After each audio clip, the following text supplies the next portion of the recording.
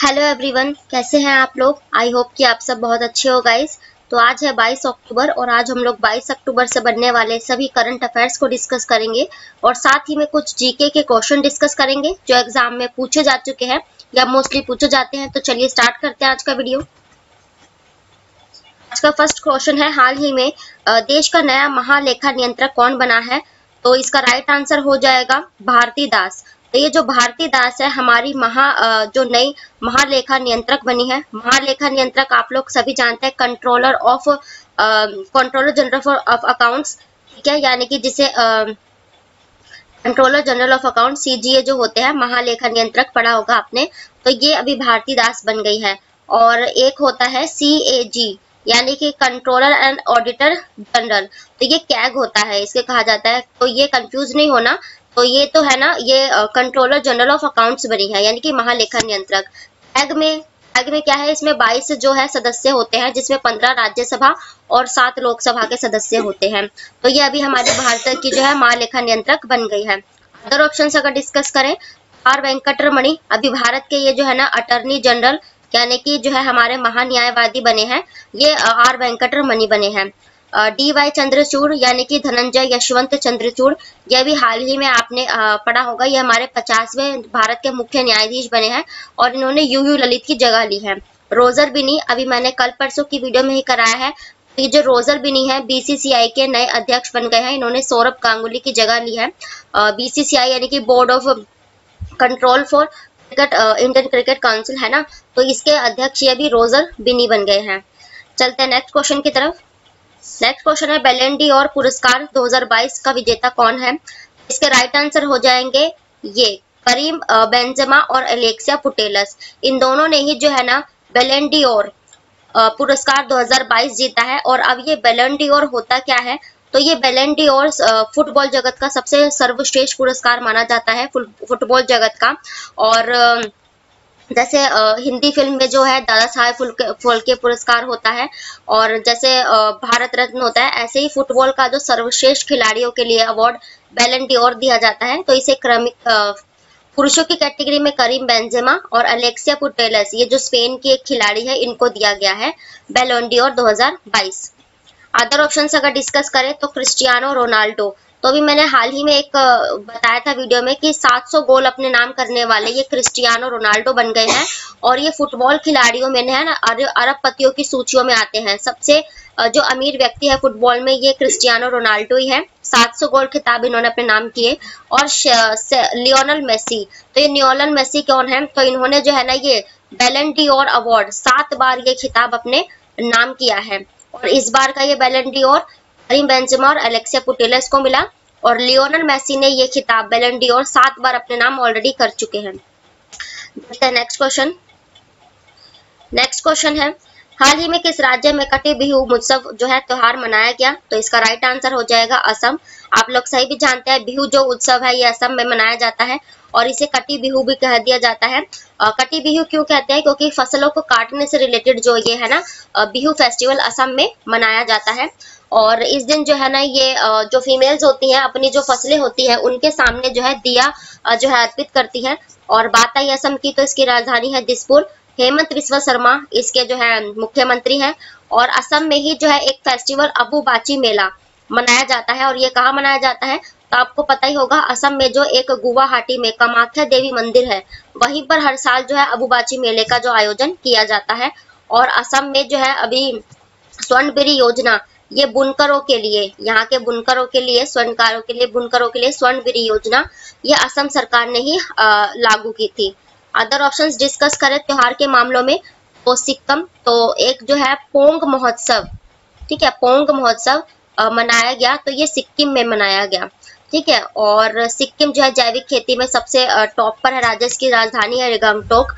और ओडिशा, तो ओडिशा का एक बहुत फेमस फेस्टिवल है, अभी सितंबर में मनाया भी गया है, थोड़े 1-2 महीने पहले, नुआखाई महोत्सव, ये ओडिशा का है। और ओडिशा का एक रजो पर्व, जिसे आप रजो उत्सव भी कह सकते हैं, तो ये उड़ीसा में मनाया गया। और ओडिशा के जो राजधानी है ये भुवनेश्वर, मुख्यमंत्री इसके नवीन पटनायक। मणिपुर, तो मणिपुर से आप ये जो है एक शिरुई लिली फेस्टिवल होता है, शिरुई लिली, और एक शंघाई फेस्टिवल, दोनों ही शाह से स्टार्ट है। शिरुई लिली और शंघाई, ये दोनों ही फेस्टिवल मणिपुर के हैं, ठीक है। और मणिपुर की राजधानी है इम्फॉल, ठीक है। और एम बीरेन सिंह मणिपुर के एम बीरेन सिंह जो है मणिपुर के मुख्यमंत्री हैं।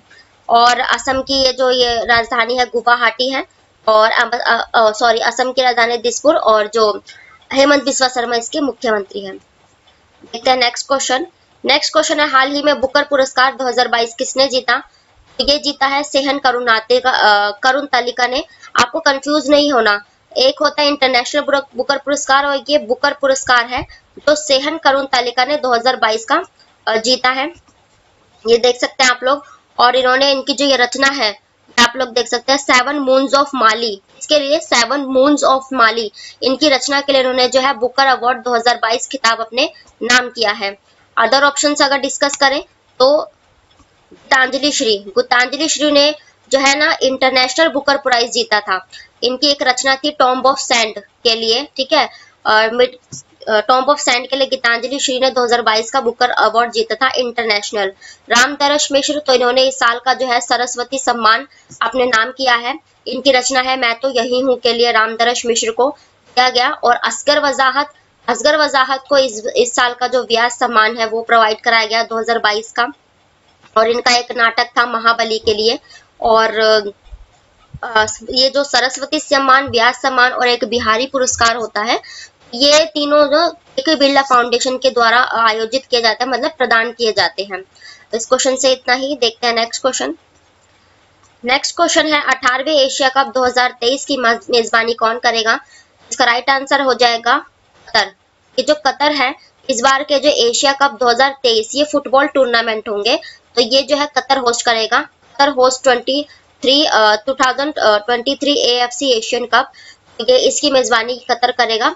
और इस साल के जो ये फीफा हुए थे 2022 के, ये भी जो है ना कतर ने होस्ट किए थे। और अभी जो 22 में, फिर अभी 26 में, 4 साल बाद होते हैं फीफा।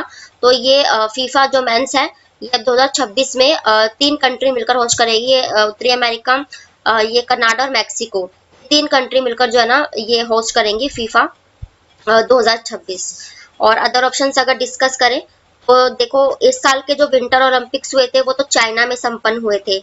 और 2026 के जो विंटर ओलंपिक्स होंगे वो इटली होस्ट करेगा। विंटर ओलंपिक्स 2026 के इटली होस्ट करेगा। और चीन ने इस बार जो है 2022 के जो है ना विंटर ओलंपिक संपन्न किए।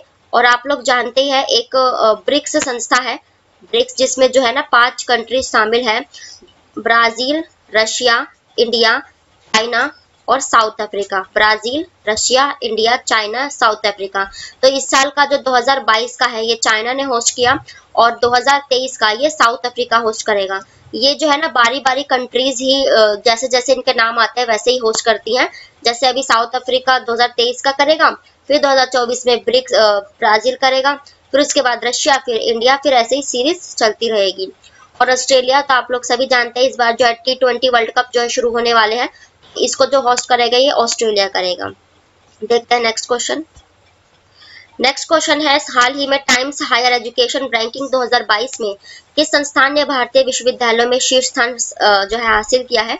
इसका राइट आंसर हो जाएगा IIT बैंगलोर। इस बार का जो हायर एजुकेशन संस्थानों में ये IIT बैंगलोर ने आपने जो है नाम किया है। IIT बैंगलोर, जिसे आप IIT बी के नाम से भी जानते हैं। IIT बैंगलोर कर्नाटका में है, क्योंकि बैंगलोर कर्नाटका की जो है राजधानी है।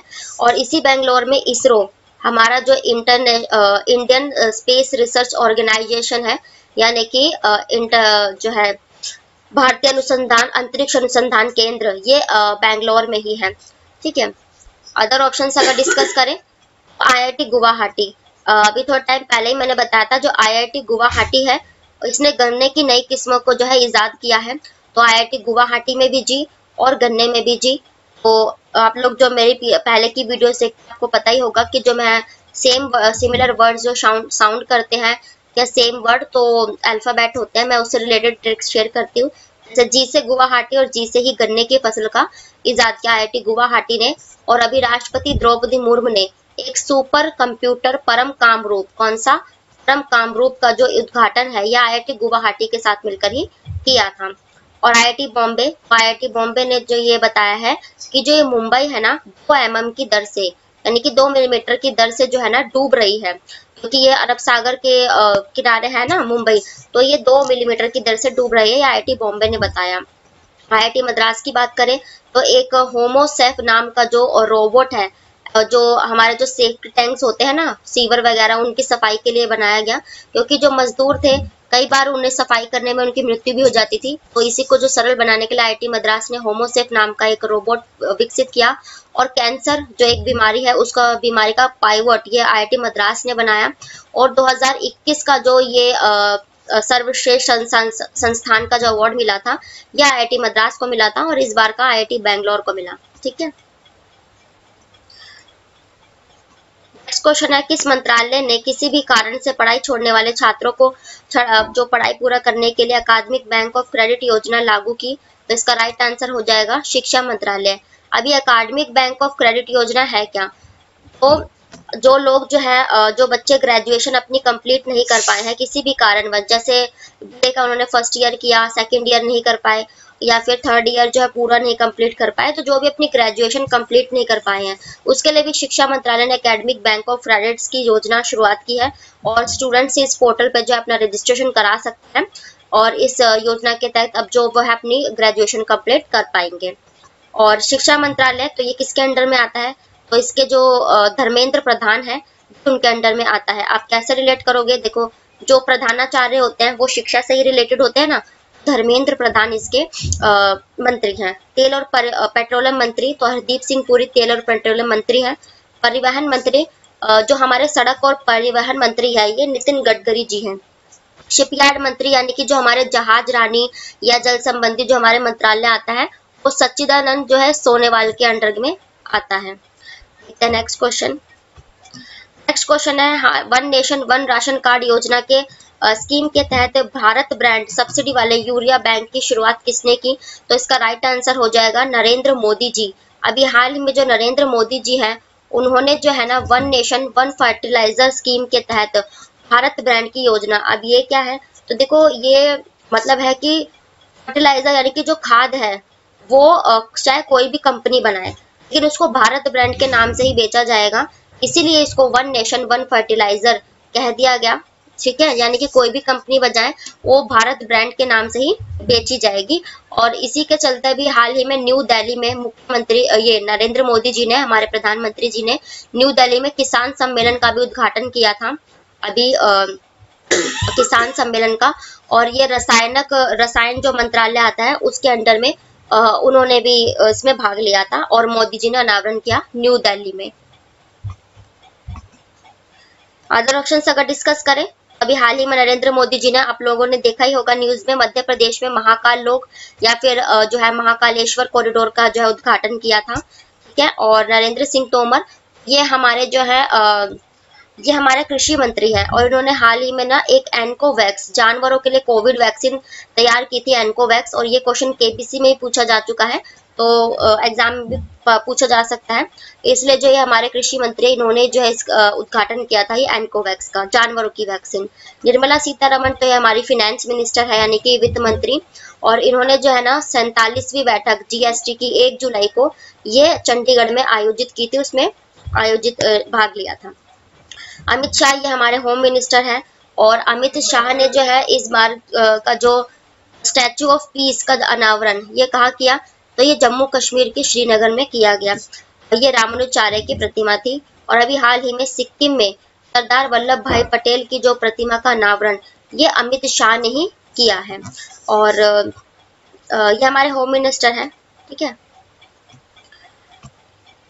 नेक्स्ट क्वेश्चन है, हाल ही में भारतीय मूल के सुशील बागवानी को किस देश के वित्त मंत्री की आर्थिक सलाहकार परिषद के रूप में नियुक्त किया गया?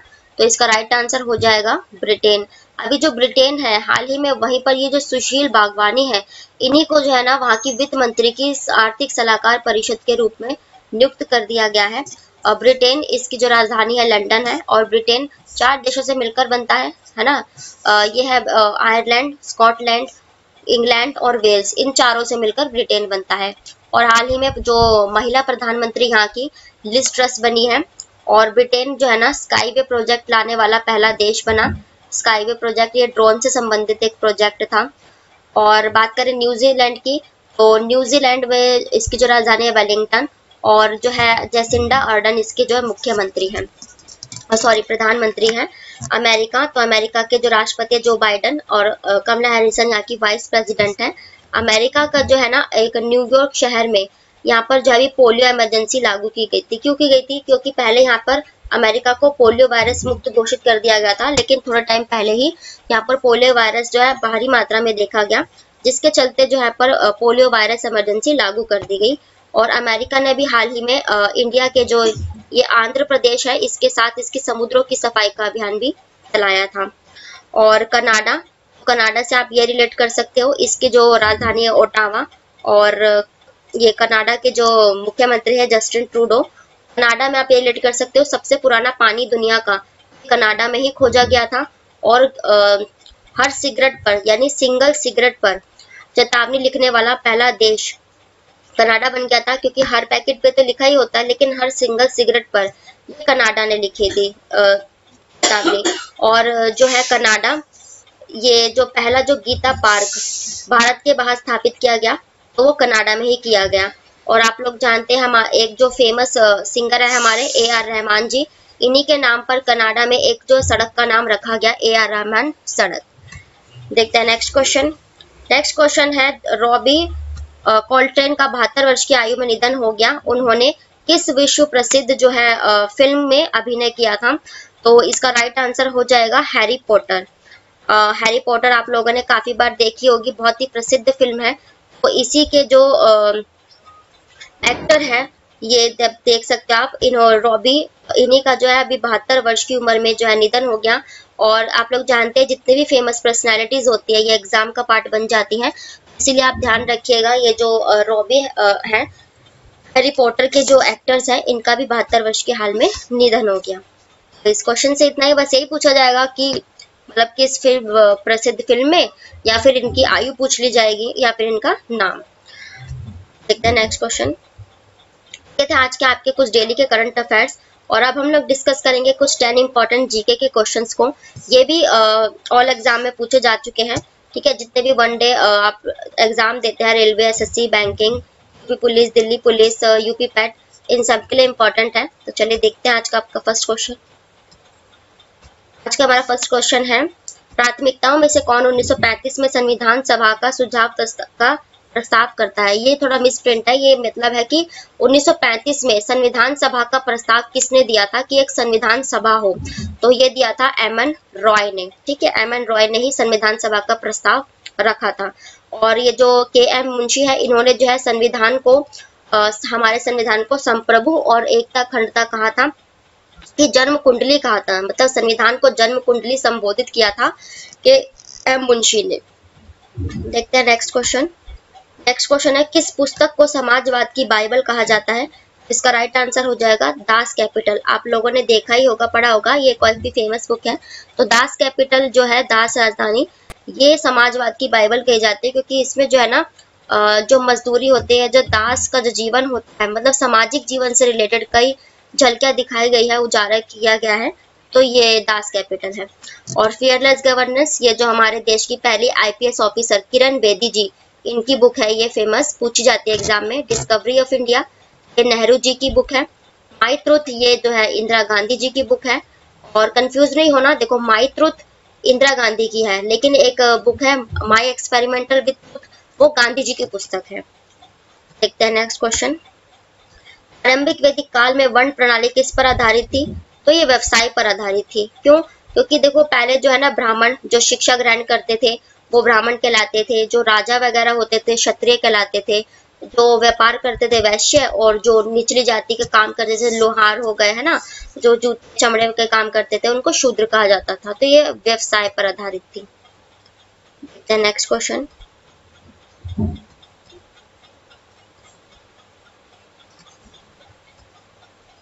नेक्स्ट क्वेश्चन है, कौन सा धर्म कामना का उपदेश देता है, सभी दुखों का कारण है? मतलब कि इच्छाएं सभी दुखों का कारण है, ये किस धर्म के कहा गया? इसका राइट आंसर हो जाएगा बुद्ध धर्म। और ये सच भी है ना, बुद्ध धर्म में यही कहा गया है कि जो इच्छाएं है ना, वही सभी दुखों का कारण होती है। नेक्स्ट क्वेश्चन है मेघदूत के लेखक कौन है? वो बहुत ही फेमस रचना है, आपको पता भी होगा, कालिदास जो है मेघदूत के जो है लेखक हैं। अदर ऑप्शंस की बात करें, बाण भट्ट, ये हर्षवर्धन जो थे ना उनके राजकवि थे, राज दरबारी कवि। चरक, तो इन्होंने चरक संहिता लिखी थी और ये निष्क के जो है राजकवि थे। अल बरूनी किताब अल उल हिंद का जो लिखा था ये अल बरूनी ने लिखा था। ठीक है, देखते हैं नेक्स्ट क्वेश्चन। नेक्स्ट क्वेश्चन है संपत्ति के अधिकार को मौलिक अधिकारों की सूची से कब हटाया गया? तो इसका राइट आंसर हो जाएगा 1978। आप लोगों ने पढ़ा होगा 44वां संशोधन 1978 करके संपत्ति के अधिकार को हटाया गया था फंडामेंटल राइट में से। पहले ये 7 थे, अब इनकी संख्या 6 हो गई है। और ये जो हमारे मौलिक अधिकार है ये हमारे जो अनुच्छेद 12 से 35 के तहत इनका अनुच्छेद 12 से 35 के तहत इनका प्रावधान है। 1976 तो 42वां अनुच्छेद 1976 को मिनी संविधान भी कहा जाता है। क्यों? क्योंकि कई प्रावधान इस संविधान के जरिए शामिल किए गए, बहुत सारे, जैसे मौलिक कर्तव्य इसी संशोधन के द्वारा जोड़ा गया।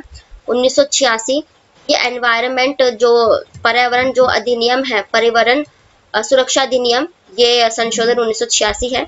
1972 तो वन्य जीव जो अधिनियम लाया गया वन्य जीवों की सुरक्षा के लिए, वो 1972 में लाया गया। नेक्स्ट क्वेश्चन है बुद्ध के जीवन में किस घटना से बौद्ध धर्म में बैल का संबंध है? तो इसका राइट आंसर हो जाएगा जन्म। बुद्ध के जो ये बुल है ना, इसको जो है ना बुद्ध भगवान के जन्म से रिलेटेड किया जाता है इस शब्द को। ठीक है, और महाअभिनिष्क्रमण जब इन्होंने गृह त्याग किया था, संन्यास लिया था, उस समय को जो है महाअभिनिष्क्रमण कहा जाता है। और महापरिनिर्वाण ये जो है जब इन्होंने जो है अपना जो है मृत्यु हुई थी इनकी, जो है अपनी क्या कहते हैं उसे, समाधि जब इन्होंने ग्रहण की थी तो उसे महापरिनिर्वाण कहते हैं। नेक्स्ट क्वेश्चन है संविधान की धारा के तहत कोई भी व्यक्ति मौलिक अधिकारों के उल्लंघन का मामला सीधे सुप्रीम कोर्ट में उठा सकता है। मतलब किस अनुच्छेद में ये वर्णित है? तो अनुच्छेद 72 में ये वर्णित है, आप लोगों ने पढ़ा भी होगा। जो है अगर हमारे मौलिक अधिकारों का उल्लंघन होता है तो हम सुप्रीम कोर्ट में जा सकते हैं, और अनुच्छेद 226 के तहत हम हाई कोर्ट में जा सकते हैं। ठीक है, सुप्रीम कोर्ट में अनुच्छेद 32 के तहत और हाई कोर्ट में ये जा सकते हैं हम 226 के तहत। अनुच्छेद 29 तो अल्पसंख्यक और हमारी सांस्कृतिक अधिकार जो है ये अनुच्छेद 29 में वर्णित है। और अनुच्छेद 76 तो हमारे जो अटॉर्नी जनरल होते हैं ना, महान्यायवादी, उनसे रिलेटेड जो अनुच्छेद है ये अनुच्छेद 76। अनुच्छेद 52 तो भारत का एक जो राष्ट्रपति होगा, ये अनुच्छेद 52 में बताया गया है, इसमें प्रावधान है। नेक्स्ट क्वेश्चन है गांधी जी ने किस आंदोलन का समर्थन किया? या फिर आपसे ये पूछा जाए कि गांधी जी किस कथ्य के समर्थक थे? तो अस्पृश्यता, आप लोग जानते भी है, दक्षिण भारत में जो ये गांधी जी थे वो अस्पृश्यता रंग भेद की लड़ाई लड़ने ही गए थे, तो अस्पृश्यता का जो है समर्थक थे, और महिलाओं के उत्थान का भी ये जो है समर्थन करते थे। नेक्स्ट क्वेश्चन है वायसराय के रूप में लॉर्ड कर्जन के दौरान कौन सी घटना नहीं हुई थी? तो इसका राइट आंसर हो जाएगा भारतीय राष्ट्रीय कांग्रेस का गठन। इसका गठन कब हुआ था? तो 28 दिसंबर 1885 में, यानी कि 1885 में भारतीय राष्ट्रीय कांग्रेस का गठन हुआ था, तो लॉर्ड कर्जन के काल में नहीं हुई थी। पुरातत्व विभाग की स्थापना, दूसरा दिल्ली दरबार और बंगाल का विभाजन, ये तो मोस्ट इंपॉर्टेंट है, बंगाल का विभाजन लॉर्ड कर्जन के काल में हुआ, तो और लेकिन भारतीय राष्ट्रीय कांग्रेस का गठन नहीं हुआ। ठीक है, नेक्स्ट क्वेश्चन। ये थे आज के आपके कुछ डेली के करंट अफेयर्स और जीके स्टैटिक के क्वेश्चंस। आई होप मैं आपको हर क्वेश्चंस में से अच्छे से हर अदर फैक्ट जो है डी के है डिस्क्राइब कर पाई हूँ। और वीडियो पसंद आए तो प्लीज लाइक करें, चैनल को सब्सक्राइब करें ताकि जो है नोटिफिकेशन आप तक पहुंच सके। कोई सुझाव हो तो कमेंट बॉक्स में जरूर बताएं, वीडियो कैसी लगी ये भी बताएं, और चैनल को लाइक करें, शेयर करें, सब्सक्राइब करें। Thank you very much. मैं मिलती हूँ आपको नेक्स्ट वीडियो में, तब तक के लिए bye, take care, Radhe Radhe.